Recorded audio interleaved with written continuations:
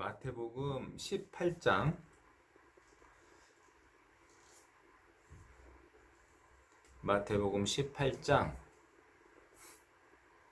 6절에서부터 9절까지 제가 읽어 드리겠습니다.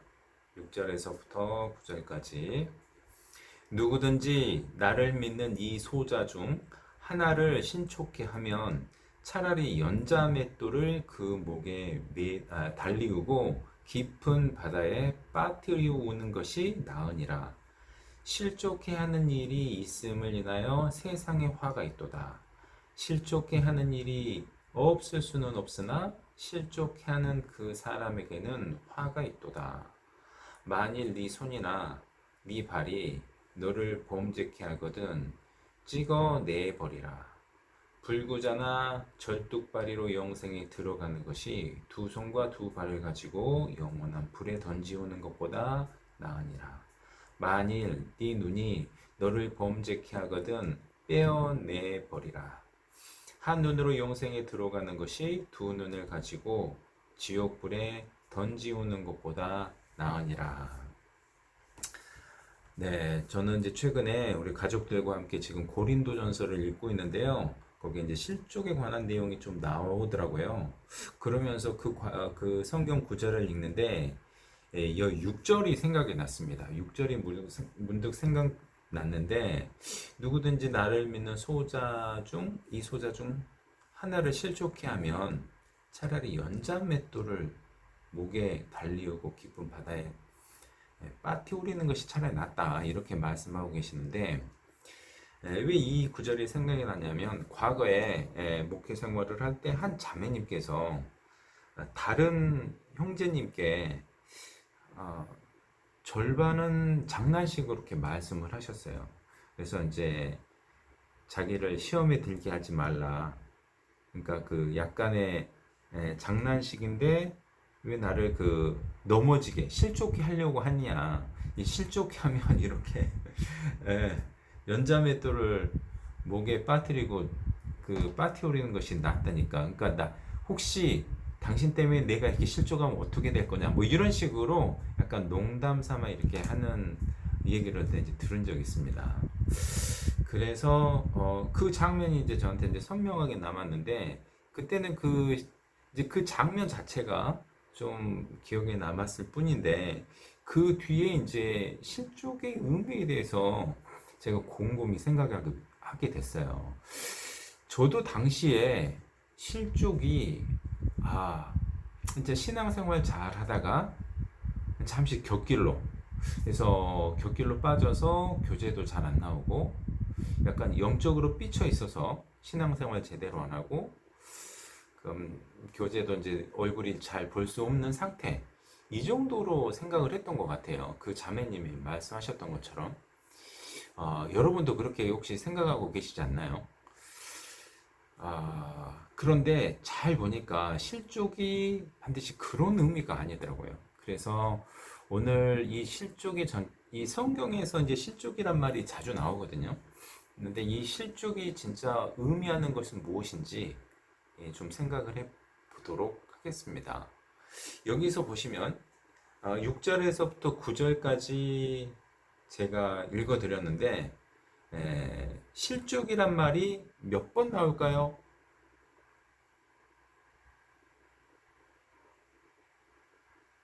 실족이란 말이 6절에 한 번, 7절에 두 번 이렇게 나오는 걸로 보이시죠? 7절에 세 번, 그래서 총 네 번 나오는 것 같은데 사실은 6절에도 한 번 더 나오고요. 아니, 8절에도 한 번 더 나오고 9절에도 한 번 더 나옵니다. 원어로는 똑같은 원어가 사용됐어요. 스칸달리조라는 그 원어가 사용됐는데 그것이 8절에서는 범죄쾌, 9절에서도 범죄쾌, 이 범죄쾌가 실족쾌 하고 똑같은 원어입니다. 똑같은 단어라고 보시면 돼요. 똑같은 단어인데 이렇게 그 우리말로 범죄쾌로 번역이 되기도 했다는 겁니다. 그래서 이 부분까지 이제 같이 읽은 건데 그러면 여기서 6절에서는 그 자매님이 생각하셨던 대로 혹은 이제 제가 과거에 생각했던 대로 실족이라는 것은 신앙생활 잘 하다가 잠시 침체에 빠진 상태, 그걸로 생각하기가 쉽잖아요. 그런데 그게 전혀 아니더라고요. 예. 이 스칸달리조 그 이제 원어를 이제 제가 가끔 사용하는 이유는 이병헌 형제가 그러니까 더 자세히 가르쳐 주기 위해서 그 뭔가 근거를 찾으려고 노력을 했구나. 요 정도만 여러분이 이해를 해주시면 됩니다. 다 이해는 못 하셔도 되고. 그래서 다 찾아봤는데 이 스칸달리저의 원래 뜻은 뭐냐면요. 그 함정에 빠뜨리다. 그런 뜻이 있어요. 그리고 이제 비유적으로는 이제 그 스텀블, 영어로 스텀블 그러면은 우리는 그 공경에 빠지다 뭐 이런 의미가 있고, 그 이제 확대된 의미로는 배도에 이르게 하다. 그 다음에 죄악에 빠지게 하다. 그 다음에 떨어지게 하다. 그런 의미가 있습니다. 그 실족의 원래 의미는. 그래서 이 글을 잘 읽어보면 이 실족이 일시적인 신앙의 침체에서 그치는 것이 아니더라고요. 그러니까 실족을 우리는 어떻게 이해하면 가장 좋냐면, 동물을 잡으려고 이 구덩이 같은 걸 함정 같은 걸 파놓잖아요. 혹은 사람이 대상이 될 수도 있습니다.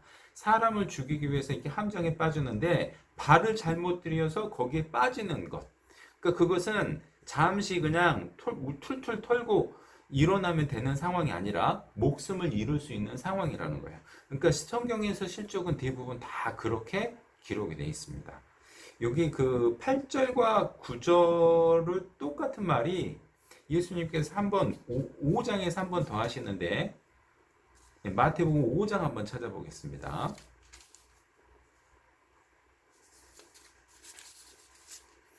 마태복음 5장 27절부터 30절까지 제가 읽어드리겠습니다. 또 간음치 말라야 떠는 것을 너희가 들었으나 나는 너희에게 이르노니 여자를 보고 음욕을 품는 자마다 마음이 이미 간음하였느니라. 만일 네 오른눈이 너로 실족해 하거든 빼어내 버리라.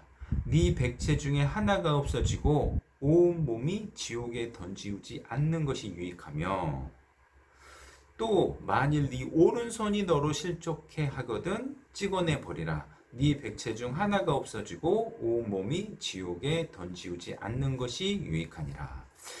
여기 29절 30절에 보시면 실족이라고 나왔는데, 실족하게 되면 결과가 어떻게 되느냐? 지옥에 빠지는 거예요. 그래서 내 눈 때문에 지옥에 빠지게 되면 그 눈을 차라리 빼는 게 낫다. 네 손 때문에 지옥에 가게 되면 차라리 그 손 찍어내버리는 게 낫다. 그럼 이 실족이라는 것이 잠깐 그런 신앙의 침체기가 아니라는 걸 알 수 있죠. 이것은 내 영혼의 운명이 바뀌는 그런 절체절명의 위기 상황이라는 겁니다. 다시 마태복음 18장 가시면 8절 9절이 바로 방금 읽으셨던 구절하고 똑같은 거예요. 만일 네 손이나 네 발이 너를 범죄케 하거든. 이 범죄케 한다 이 말이 바로 실족케 한다. 똑같은 원어라고 말씀드렸습니다. 그러니까 이렇게 실족케 하거든 찍어내 버리라. 안 그러면 어떻게 되는데요? 영원한 불에 들어가니까. 이렇게 지금 돼 있는 거예요. 9절도 마찬가지입니다. 내 눈이 너를 범죄케, 다시 말하면 실족케 하거든 빼어내 버리는 것이 낫다. 그것보다는 영생에 들어가는 것이, 두 눈을 가지고 지옥불에 들어가는 것보다 나으니까. 자, 이제 이 실족이 이렇게 무서운 의미구나. 이 의미를 다시 생각하시면서 6절을 다시 보실까요? 자, 누구든지 나를 믿는 이 소자 중 하나를, 그러면 나를 믿는 이 소자 중 하나가 실족해 된다고 했으니까 예수를 믿는 사람은 천국 갈 사람인 거잖아요. 예수를 믿는 사람이니 그 사람 중에 얼마든지 실족될 수 있다는 얘기죠. 네. 그러니까 이것을 만약에 우린 대체에 있었으면 도저히 방금 읽은 대로 영혼의 파멸이라고 생각할 수 없다는 겁니다. 한번 믿는 사람, 한 번 거듭난 사람은 절대 이루어지지 않기 때문에. 그런데 여기 보시면 누구든지 나를 믿는 사람들 중에도 실족할 수 있다. 그리고 그렇게 하면 봐보세요. 신앙생활 나 때문에 어떤 형제가 나 때문에 우리 뭐 이상진 형제나 이윤수 형제님이 만약에 실족을 그 대침식의 해석으로 해서 삐져서 이제 신앙의 침체기가 왔어요. 그것보다 차라리 제가 목매다는 게 나을까요? 그 정도로 심각한 상황은 아닌데 어떻게 하면 차라리 연자맷돌을 메고 죽는 게 낫냐? 이게 그만큼 심각한 일이라는 거예요.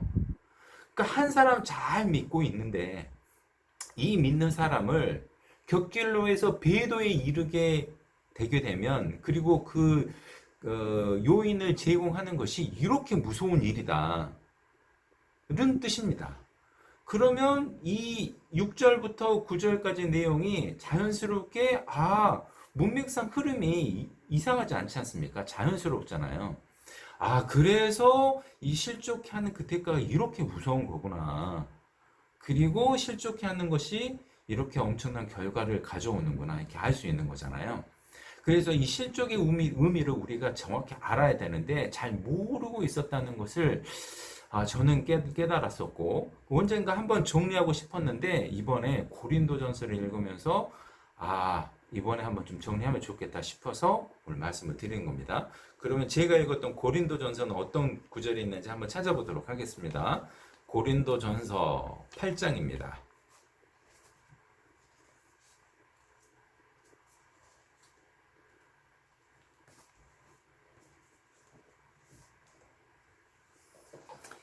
고린도전서 8장 11절부터 13절까지 제가 읽어드리겠습니다.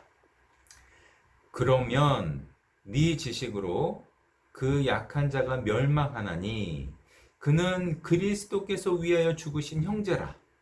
이같이 너희가 형제에게 죄를 지어 그 약한 양심을 상하게 하는 것이 곧 그리스도에게 죄를 짓는 것이니라. 그러므로 만일 식물이 내 형제로 실족해 하면 나는 영원히 고기를 먹지 아니하여 내 형제를 실족치 않게 하리라.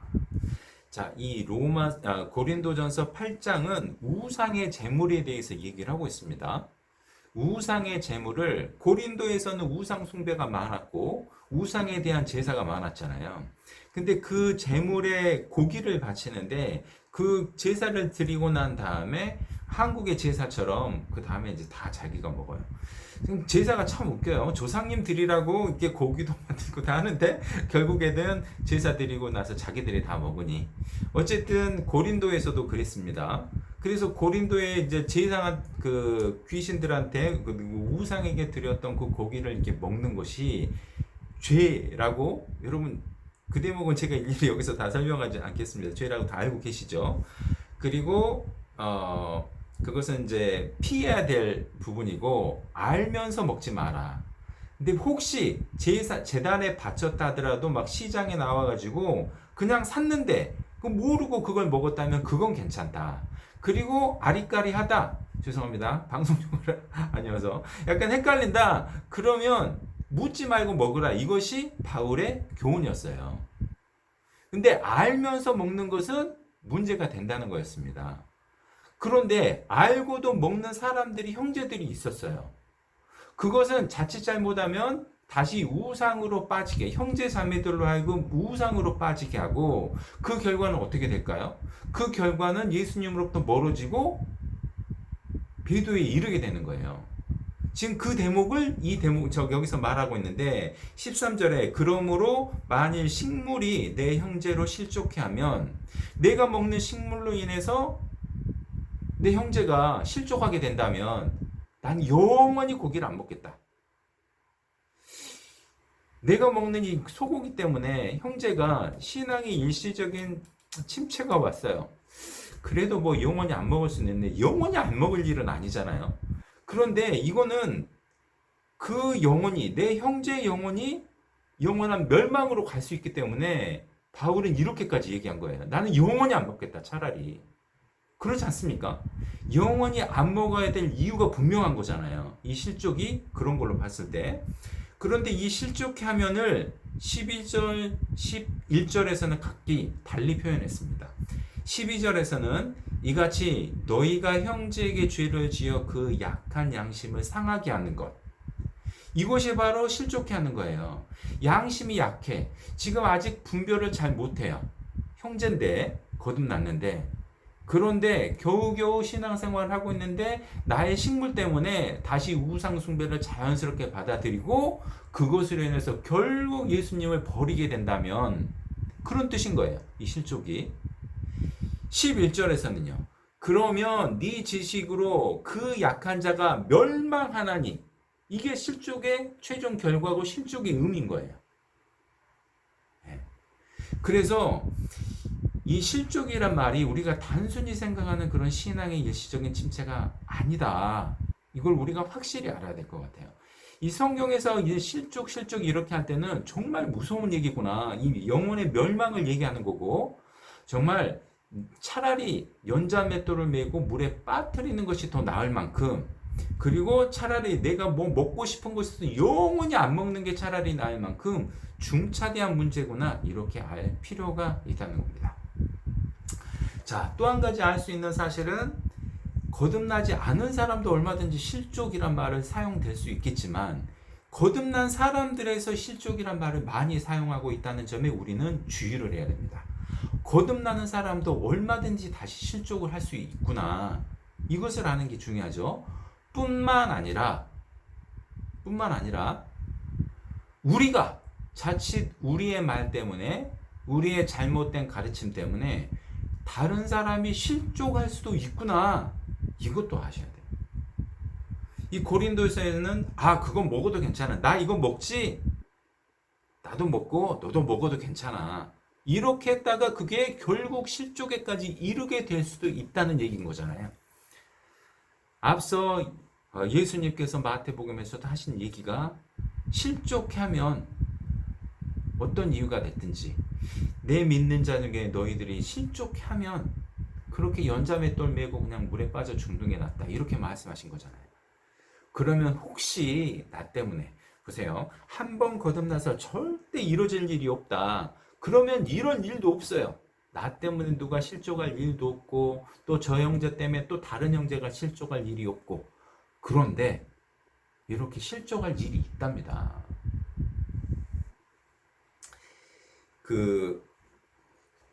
조금 전에 찾은 마태복음 18장으로 다시 가보겠습니다.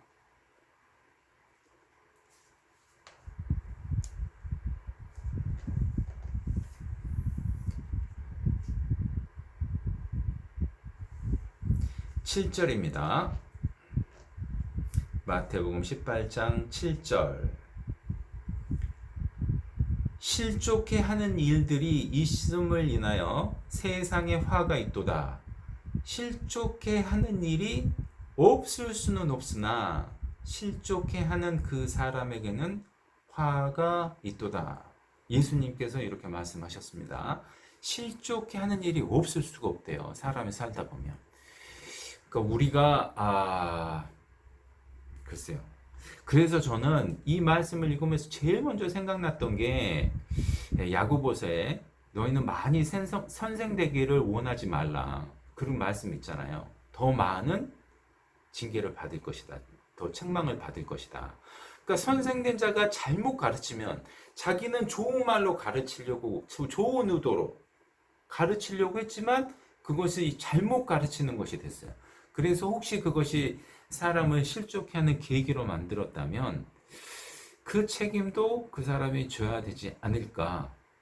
그래서 가르친다는 것은 정말 위험한 위치에 있는 직분이구나 하는 생각이 들었습니다. 그것을 야고보 사도도 이렇게 얘기한 것처럼 저는 그렇게 이제 느껴졌습니다. 대침 얘기를 해서 자꾸 얘기를 해서 좀 죄송하긴 한데 이제 제가 퇴직하고 나서 어떤 한 자매님을 만났습니다. 그 자매님은 무슨 일이 있어서 이제 교회하고 좀 소원해진 것 같아요. 교회 교제를 이제 잘 참석하지 못했던 것 같은데 더 큰 문제는 그 자매님의 형제님이셨는데 형제님이 완전히 좀 다른 길로 갔다는 것 같더라고. 그래서 좀 안타까웠는데 그래도 그 자매님은 이제 제가 저기 깨달았던 이 모든 내용을 거듭난 사람도 이루어질 수도 있다는 내용을 제대로 전달을 못했습니다. 하고 싶었는데 그분이 받아들이지 못했어요. 그러면서 하는 말씀이 그 형제님도 대침식으로 하면 구원 받았지 않습니까? 구원 받았지 않냐? 지금 그렇게 살고 있지만 많이 곁길로 가고 있지만 구원 받았지 않냐 이렇게 얘기를 하시더라고요.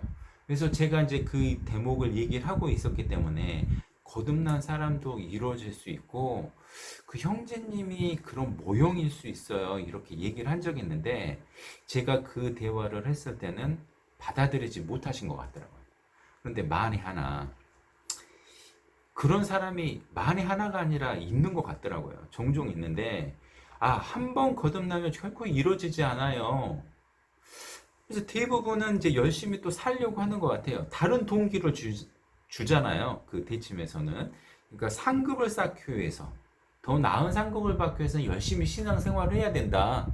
이렇게 해서 막 이제 독려를 하긴 하지만, 일부라 할지라도 이런 사람들이 있습니다. 어떤 사람이죠? 나는 일단 구원 받았으니까 됐어. 혹시 내가 교제에서 떨어진다고 하더라도 한 번 구원 받았으니까 됐어. 이렇게 생각하는 사람들이 있을 수 있다는 겁니다. 그래서 만약에 그렇게 잘못 알고 곁길로 가서 결국에는 예수님을 잊어먹기도 하고 심지어 하나님을 부인하는 사람 저는 만나봤습니다. 이제 한때 같이 거듭났다고 하고 교제 생활도 하고 가족들도 다 그런데 그 친구 혼자 저랑 친한 친구였거든요. 갑자기 지옥을 만든 하나님이 있다면 자기는 저주하고 싶다. 뭐 이런 식으로까지 무서운 얘기를 하더라고요. 네. 이제 그 사람은 이제 완전히 이제 변질돼 버린 건데 그 가족들 입장에서는 이제 어떻게 생각할지 모르겠어요. 물론 이제 처음부터 구원 안 받았다고 할지 모르겠지만 아무튼 제가 보기에는 같이 거듭났다고 하고 오랫동안 생활했던 사람인 거예요.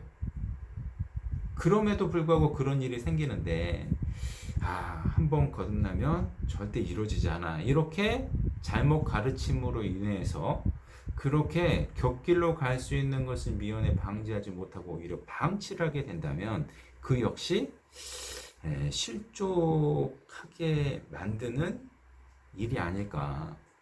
그러니까 우리가 이제 형제 자매님들한테도 한번 구원받으면요 절대 이루어지지 않아요. 이렇게 간증을 한다던가 그렇게 하면 그런 계기가 될 수도 있지 않을까 저는 그런 생각을 해봤습니다. 물론 이제 요거는 하나의 예에 불과합니다. 우리가 이제 다른 방법으로 고린도서에 나온 우상의 재물을 먹는 방법으로 이렇게 얘기를 할 수도 있고 또 우리가 우리가 지식은 많아야 돼. 그리고 편협하면 안 돼. 그래서 천주교 가서 말씀도 들어보고 또 이것저것 신천지도 말씀 한번 들어보는 건 괜찮아. 맞아요. 그렇게 얘기를 했다고 치자고요. 그렇게 해서 그쪽으로 가서 그냥 그 사람이 빠지게 됐다면 그것도 실족하는 일이 되지 않겠습니까?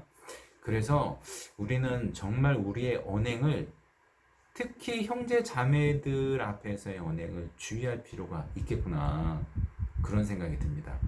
뿐만 아니라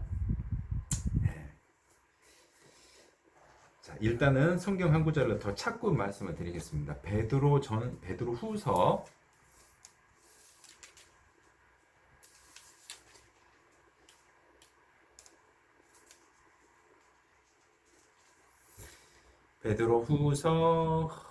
1장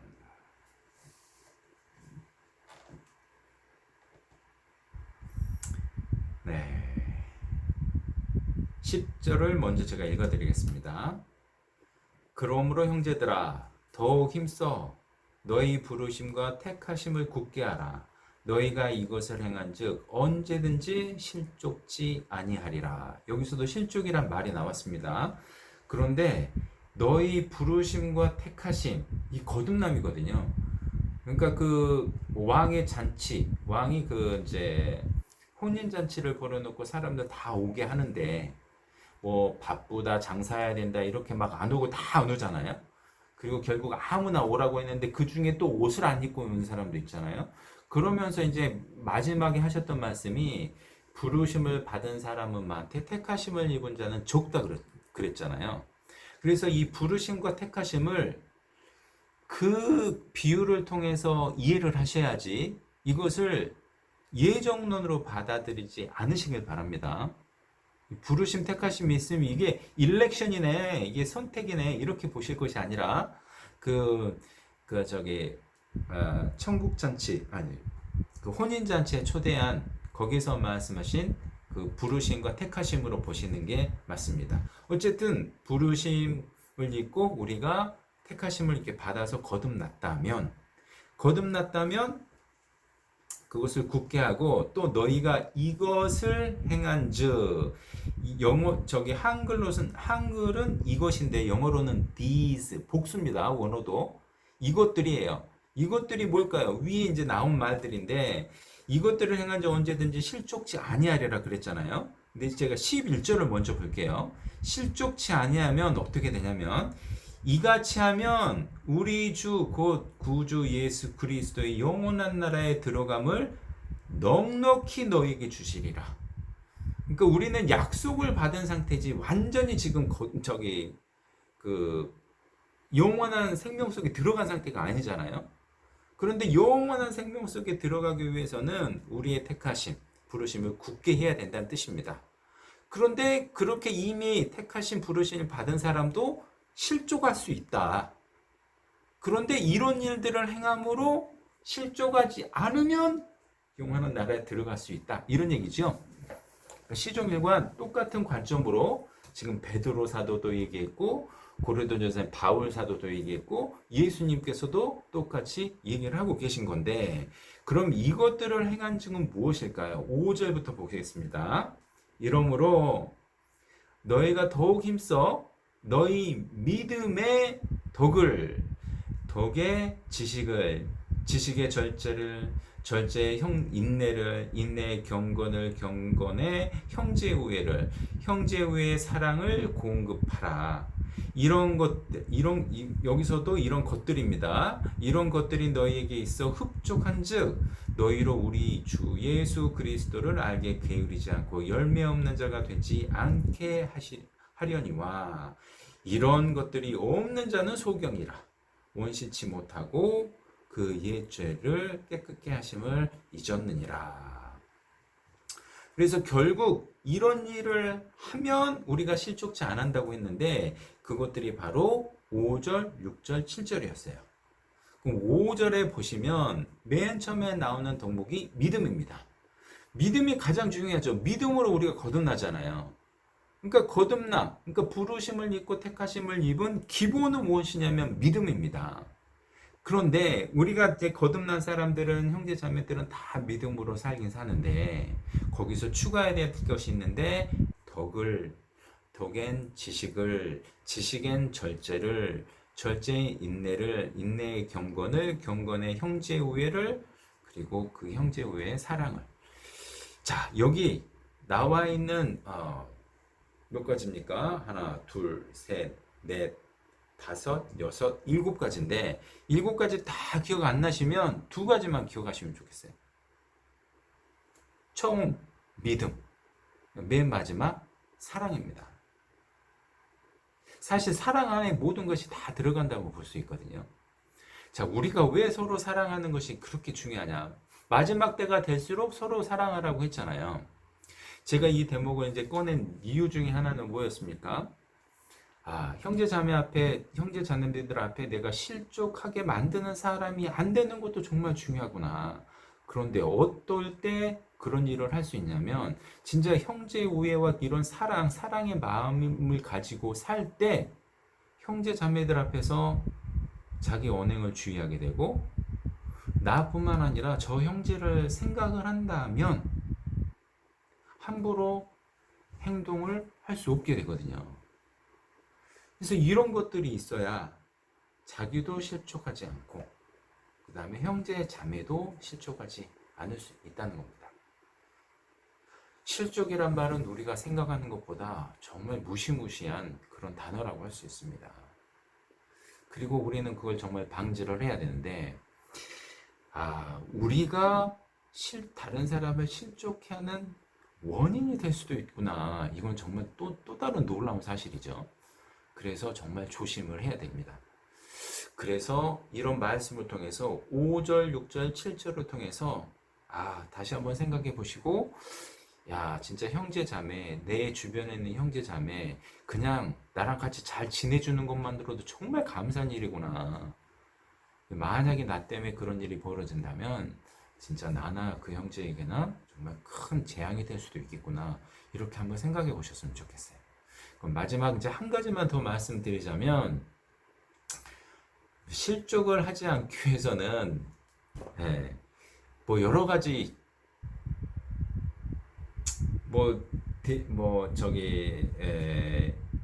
여러 가지를 말씀드릴 수 있겠지만 저는 딱 두 가지만 마지막으로 말씀드릴 텐데요.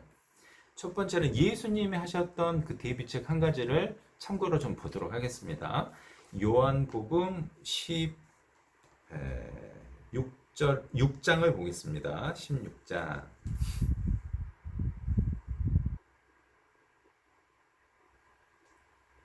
16장 1절입니다.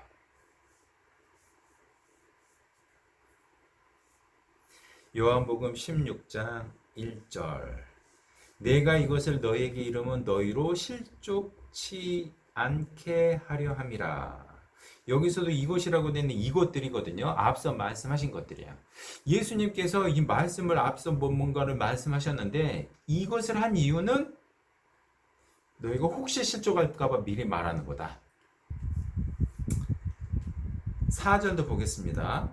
오직 너희에게 이 말을 이른 것은, 그 이른 이유는 뭐냐면, 너희로 그 때를 당하며 내가 너에게 이 말한 것이 기억나게 하려 하며, 뭔가를 나중에 기억나게 하기 위해서, 무슨 일을 당할 텐데 기억나게 하기 위해서. 그 일은 무슨 일이냐면요, 2절 보겠습니다.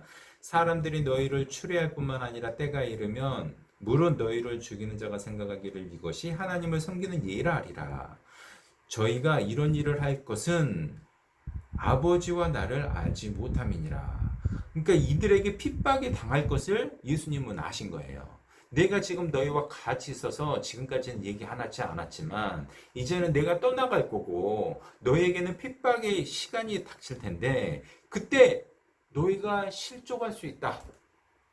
핍박 때문에 실족할 수 있다는 겁니다. 핍박은 우리의 신앙을 잃게 하는 대표적인 이유 중에 하나죠. 그래서 초대교인들은 끝까지 사자 입 앞에서도 예수님의 이름을 부인하지 않았던 이유는 이런 간절한 얘기를 기억했기 때문인 거예요. 핍박, 검투사의 칼이나 사자의 입에서도 그 핍박에 굴하지 않았던 이유는 예수님의 이런 간절한 이 방부의 말씀을 기억했기 때문입니다. 자, 그럼 1절에 내가 이것을 너에게 이름은 너희로 실족하지 않게 함이니라. 그러면 이 앞전에 하신 일을 보시자고요. 이 하신 말씀이 무엇인지를 보겠습니다. 15장 18절. 세상이 너희를 미워하면 너희보다 먼저 나를 미워한 줄 알라. 너희가 세상에 속하였으면 세상이 자기의 것을 사랑할 터이나 너희는 세상에 속한 자가 아니요 도리어 세상에서 나의 택함을 입은 자인 고로 세상이 너희를 미워하느니라. 이렇게 쭉 말씀을 하셨어요. 그러니까 예수님께서는 자기가 떠나시기 전에 이 제자들에게 핍박 당할 일을 미리 하시고 제자들이 걱정돼서 내가 이제 떠날 텐데 너희들한테 핍박이 닥칠 거야. 근데 세상은 너를 미워할 수밖에 없어. 그 이유가 뭐냐면 세상이 나를 먼저 미워하기 때문이지. 그 이유에 대해서 잘 설명을 해줍니다. 그리고 그들이 왜 핍박을 당할 수밖에 없는지 잘 설명해 줍니다. 이 이유는 뭡니까? 결국 핍박을 당할 때 당당히 이겨내라. 그 얘기를 해주고 싶었던 거예요. 그러면 실족하지 않을 수 있다. 예수님과 동시에 살았던 그리스도인들에게 닥친 그런 핍박 있잖아요. 오늘날 이 시대를 살고 있는 우리들에게는 그런 종류의 핍박은 아닐 수 있지만 우리에게도 핍박은 있을 수 있습니다. 다른 종류로, 다른 형태로. 집안에서의 반대도 있을 수 있습니다. 뭐 부모님의 반대, 남편의 반대 있을 수도 있고, 또 다른 여러 가지 이유, 뭐 직장 생활하는데 반대가 있을 수 있습니다. 또 사회 생활하는데 반대가 있을 수 있는데, 이런 우리 그런 작은 것으로도 이 초대교회의 그리스도인들은 그렇게 진짜 눈앞에서 생명과 죽음을 선택해야 되는 그런 큰 핍박이었잖아요. 근데 우리는 그 정도까지는 아니지만 우리에게도 핍박이 다가오는데 우리에게 다가오는 핍박을 어떻게 보면 가볍게 생각할 수 있어요. 가볍게 생각을 해서 뭐 부모님이 뭐 다른 종교를 가졌다든가 그다음에 제사를 지내라고 한다든가 이렇게 이런 이 정도는 뭐 괜찮지 하면서 가볍게 넘기다가 그게 반복되면 자기도 모르게 그 핍박 때문에 그리고 그것 때문에 실족하게 될 수도 있다는 겁니다. 그래서 우리가 실족하지 않기 위해서는 우리에게도 다가올 핍박이 있을 수 있겠구나. 세상은 우리를 미워하게 되어 있습니다. 그래서 그것을 감안하시고 내게 다가오는 그리스도인이기 때문에 받는 핍박이 있다면 기쁘게 받아들이자, 이겨내자. 고난은 피치 못할 거기 때문에 이렇게 생각하시면 실족하지 않는데 큰 도움이 되실 겁니다. 한 가지 더 말씀드리면 잠언 4장을 찾아보겠습니다.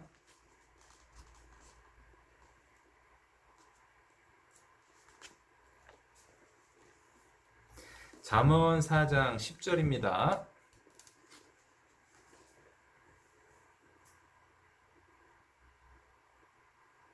잠언 4장 10절. 내 아들아 들으라 내 말을 받으라 그리하면 네 생명의 해가 길리라 내가 지혜로운 길로 네게 가르쳤으며 정직한 첩경으로 너를 인도하였은즉 다닐 때 네 걸음이 곤란하지 아니하겠고 달려갈 때 실족치 아니하리라. 훈계를 굳게 잡아 놓치지 말고 지키라. 이것이 네 생명이니라. 이 지혜에 대해서 지금 설명하고 있는 부분인데 이 10절부터 쭉 이어지는 부분인데 제가 잠언에 대해서 한번 전에 말씀드릴 때 잠언은 지혜의 책이다 이렇게 말씀드리면서 동시에 생명의 책이다 그렇게 그 지혜와 생명을 동시에 많이 언급하고 있다고 하지 않았습니까?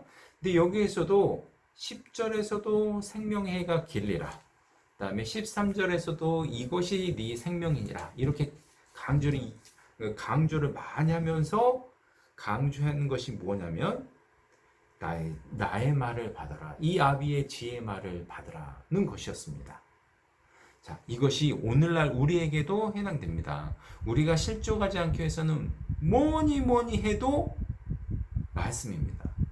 하나님의 말씀이 있어야 우리가 실족치 않아요. 예수님께서도 빛이 있으면 실족치 아니하거니와 그렇게 말씀하셨잖아요. 우리가 빛 가운데 다니면 실족치 않아요. 그런데 우리에게 빛은 뭡니까? 주의 말씀은 내 발의 등이요 내 길의 빛이니이다. 그러니까 함정에 빠지지 않아야 되는데 함정에 빠지면 내 목숨을 잃을 수 있는데 그러기 위해서 늘 빛 가운데 다녀야 되고 말씀 안에 살아야 되는데 그 빛이 무엇이냐? 우리에게 주신 이 말씀이라는 겁니다. 말씀을 분명히 알고 올바로 이해하고 올바로 배웠을 때 그리고 올바로 적용했을 때 우리는 실족하지 않을 수 있다. 여기까지 말씀드리겠습니다.